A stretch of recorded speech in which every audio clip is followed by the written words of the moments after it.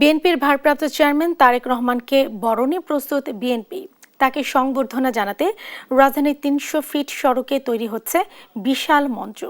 দীর্ঘ ১৮ বছর পর তারেক রহমানের দেশে প্রত্যাবর্তন ঘিরে উচ্ছ্বসিত নেতাকর্মীরা। বৃহস্পতিবার তার সংবর্ধনায় যোগ দিতে দলে দলে আসছেন ঢাকায়। জোরদার করা হচ্ছে নিরাপত্তা ব্যবস্থা। মঙ্গলবার সকালে মঞ্চ প্রস্তুতি পরিদর্শন করে দলের সিনিয়র যুগ্ম মহাসচিব রুহুল কবির রিজভী বলেন, তারেক রহমানের আগমনে দেশের মানুষ মহামিলনে আবদ্ধ হবে, প্রতিষ্ঠিত হবে গণতন্ত্র।